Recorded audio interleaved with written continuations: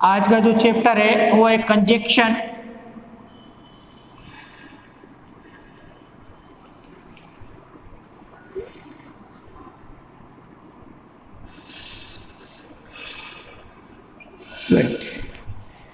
Conjunction या connective word, दो शब्दों को या दो वाक्यों को, दो सेंटेंसों को जो जोड़ते हैं उसको कंजक्शन कहते हैं। कंजक्शन में आता है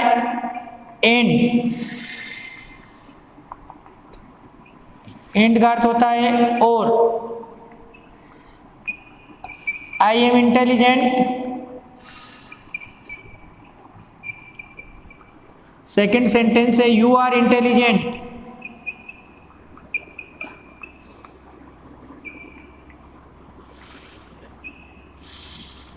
अगर इन वाक्यों को एंड से कनेक्ट करवाते हैं तो सबसे पहले आपको देखना है कि जो दोनों वाक्यों में अलग अलग डिफरेंट चीज होगी उसके बीच में कनेक्टिव वर्ड का यूज होगा। इसमें सब्जेक्ट आई है और इसमें सब्जेक्ट यू है, ये डिफरेंट है। इसमें हेल्पिंग वर्ब भी जेम आ रहे, इसमें भी जेम आ रहे, सेम है। इंटेलिजेंट सेम है। तो जो डिफरेंट चीज होगी उसके बीच में होगा आई एंड यू आर इंटेलिजेंट। जब सब्जेक्ट डिफरेंट होते हैं तो जो यहाँ वर्ब और हेल्पिंग वर्ब आती है वो प्लूरल के अनुसार आती है, बहुवचन के अनुसार लगती है। Sentence number second, I wrote a story. I read a story. दो सेंटेंस देके आपको कनेक्टिव करवाते हैं जिस एंड से। दोनों में डिफरेंट चीज देखी जाएगी। इसमें सब्जेक्ट आई है, इसमें आई है, सेम है। इसमें वर्ब है रोट और इसमें वर्ब है रेड, दोनों डिफरेंट है। इसमें स्टोरी ऑब्जेक्ट है, स्टोरी ऑब्जेक्ट है, सेम है। जो डिफरेंट होगी वहां इसका प्रयोग किया जाएगा। आई रोट, दूसरी वर्ब है रेड, यूज किया जाएगा and a story. Third sentence, I wrote a letter. I read a letter.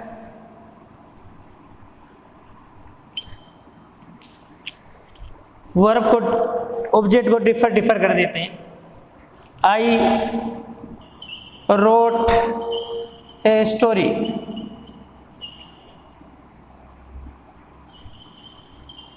And का यूज करना है। आई सब्जेक्ट है, सिमिलर है, ऑब्जेक्ट ए लेटर है, ऑब्जेक्ट है, स्टोरी डिफरेंट है।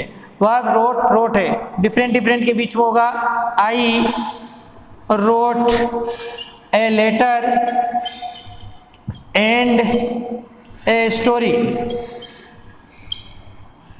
ये दो ऑब्जेक्ट अलग अलग थे, इसके बीच में कंजक्शन का यूज हुआ। इसमें दो वर्ब अलग अलग थी, वर्ब के बीच में कंजक्शन का यूज हुआ। इसमें दो सब्जेक्ट अलग अलग थे तो सब्जेक्ट के बीच में कनेक्टिव वर्ड का यूज हुआ।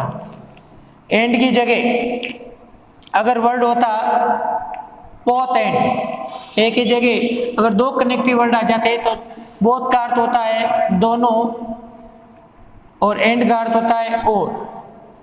अगर फर्स्ट सेंटेंस में बोथ एंड का यूज करवाते, बोथ एंड, तो हम लोग यही देखते हैं सबसे पहले डिफर कौन कौन है। इसमें सब्जेक्ट डिफर था और डिफरेंट सब्जेक्ट है तो इससे पहले एक डिफरेंट है तो पहले कर दे बोथ और फिर एक सब्जेक्ट के बाद में एंड का यूज कर ले। Both I and you are intelligent. अगर इसमें दो वर्ब है और वर्ब के बीच में अगर बोथ एंड का यूज करवाते हैं, अलग अलग डिफर होते हैं। एक वर्ड यह यूज होगा, एक उससे पहले होगा बोथ एंड। सब्जेक्ट था आपका आई। थर्ड में आपका ऑब्जेक्ट अलग अलग था तो एक ऑब्जेक्ट से पहले बोथ लिखेंगे और दूसरे से पहले एंड का यूज होगा तो ये बोथ एंड। इसमें सब्जेक्ट डिफर था तो बोथ एंड का प्रयोग सब्जेक्ट के बीच में हुआ। इसमें आपका वर्ब अलग अलग थी तो दो वर्ब के बीच में बोथ एंड का यूज हुआ। इसमें आपका ऑब्जेक्ट था तो ऑब्जेक्ट के बीच में कंजक्शन का यूज हुआ। उसी तरह से बोथ एंड की जगह आइदर और आता। आइदर का अर्थ होता है या या, तो वो भी दो डिफर। अगर सब्जेक्ट होते तो सब्जेक्ट के बीच में बोथ एंड की जगह यहाँ आइदर और हो जाता। Either I or you are an intelligent, either or का यूज करते।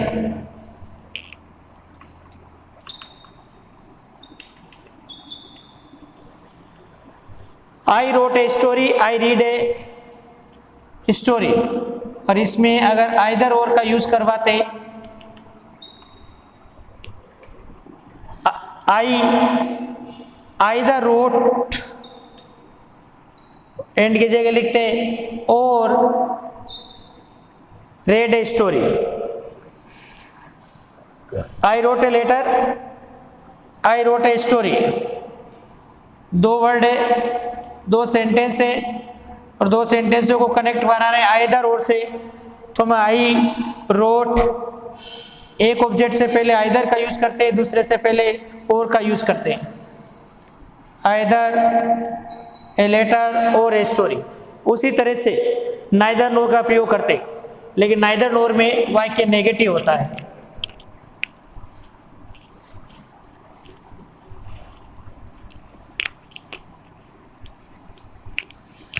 उसी तरह से नॉट ओनली और बट ऑल्सो का यूज भी डिफरेंट। सब्जेक्ट होगा तो सब्जेक्ट के बीच में किया जाएगा, ऑब्जेक्ट होगा तो ऑब्जेक्ट के बीच में, वर्ब होगी तो वर्ब के बीच में। पहले एक नाइदर नोर का एग्जांपल ले लेते हैं। नाइदर नो, नाइदर का अर्थ होता है ने तो ने। I did not steel your watch,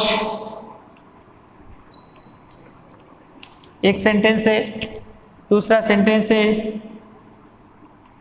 you did not steel your watch, मैंने आपकी घड़ी नहीं चुराई, तुमने भी आपकी घड़ी नहीं चुराई।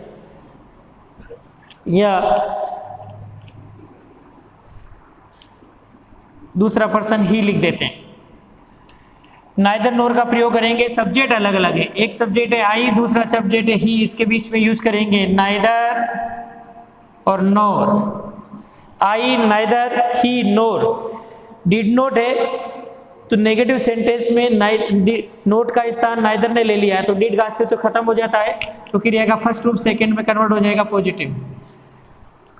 Stall your watch. इसी तरह से यहाँ डू नॉट या डज नॉट होता है तो हट जाते। नॉट ओनली और बट ऑल्सो। नॉट ओनली का अर्थ होता है ने केवल, बट ऑल्सो का अर्थ होता है बल्कि।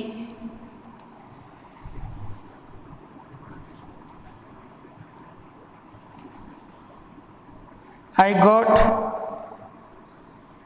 good marks, I got prizes। Use करना इसमें not only but also. I subject similar है, गोट वर्ब सिमिलर है, ऑब्जेक्ट है गुड मार्क्स और प्राइज। आई सब्जेक्ट लिख दिया, गोट वर्ब लिख ली ऑब्जेक्ट से पहले। Not only good marks but also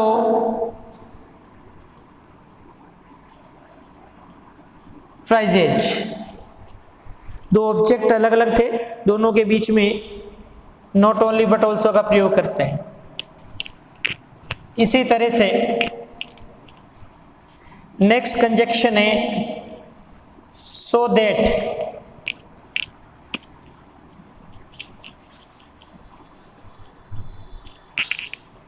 एक अलग अलग होता है सो और देट अलग होता है, एक सो देट एक साथ होता है।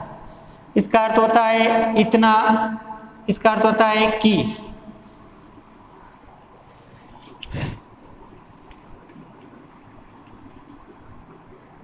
The lesson is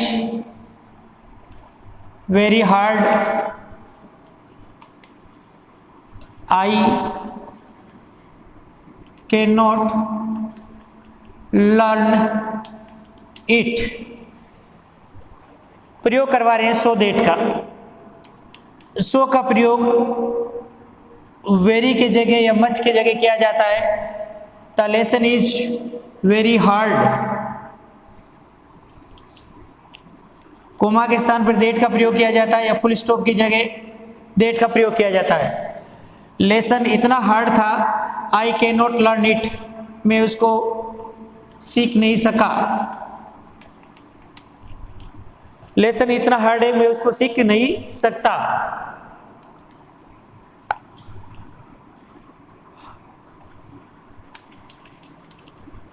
to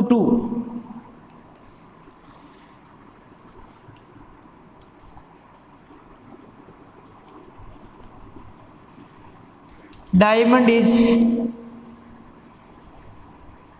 so expensive,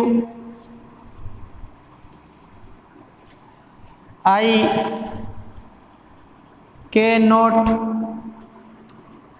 buy it। Too का प्रयोग करना है। इसमें टू का प्रयोग सो या वेरी या मच की जगह किया जाता है। पहला टू का, diamond is too expensive, diamond इतना महंगा है। इस टू का प्रयोग फुल स्टॉप के स्थान पर किया जाता है और आगे से 1 2 3 सेंटेंस को रिमूव करते हैं। बाई इट, डायमंड इतना महंगा है कि खरीद नहीं सकता, लेकिन इसमें सब्जेक्ट और इसमें सब्जेक्ट डिफर अलग अलग है। तो इसका ये किसके लिए डायमंड इतना महंगा है, तो टू से पहले यहाँ 4 लगा के आई का ऑब्जेक्ट बना देंगे मी, कि मेरे लिए डायमंड इतना महंगा है कि मैं खरीद नहीं सकता।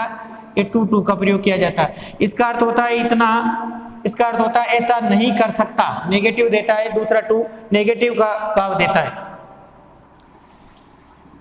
सेंटेंस नंबर सेकंड, अगर ये सेंटेंस होता द लेसन इज वेरी की जगह टू का प्रयोग करते हैं। टू हार्ड, इतना हार्ड है। अब इसमें सब्जेक्ट अलग है, तो सब्जेक्ट अलग है तो पहले 4 लगाओ, आई का मी बनाओ और कोमा के स्थान पर 2 लगाओ। आगे लिखो क्रिया से लर्न इट, कि लेसन इतना मेरे लिए इतना हार्ड था कि मैं उसको सीख नहीं सकता। अगर एग्जाम्पल ये होता the lesson is too hard, so hard, मेरे लिए इतना हार्ड है, तो अगर हम टू का प्रयोग करते हैं तो यूं करते हैं द लेसन इज सो की जगह टू हार्ड, डेट की जगह दूसरा टू, फिर आई को उससे पहले फॉर मी, आगे नेगेटिव है क्योंकि ये टू है, वो नेगेटिव का भाव देता है, तो सब्जेक्ट प्लस कैन नॉट आगे रिमूव हो जाता है। To learn it. इस तरह से कंजक्शन का यूज किया जाता है।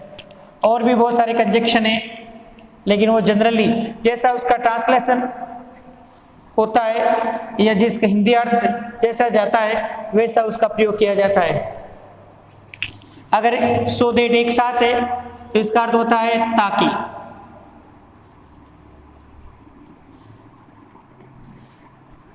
आई वर्क हार्ड, मैं कठिन मेहनत करता हूं। I can get good marks. अब हिंदी का ट्रांसलेशन है सो दैट का अर्थ होता ताकि, मैं कठिन मेहनत करता हूं ताकि मैं अच्छे नंबर ला सकता हूं। I work hard so that I can get good marks. बाकी जितने भी कनेक्टिव वर्ड है वैसे ही उसका यूज सिंपल तरीके से किया जाएगा। बिकॉज का अर्थ होता है क्योंकि के लिए, देयरफॉर का अर्थ होता है क्योंकि, बट का अर्थ होता है किंतु, परंतु, लेकिन,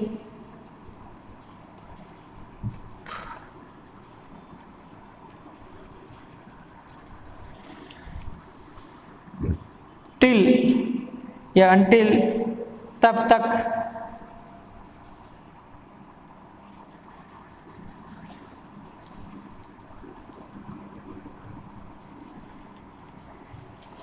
इस प्रकार अंग्रेजी वाक्यों में कंजक्शन का यूज किया जाता है। Thank you.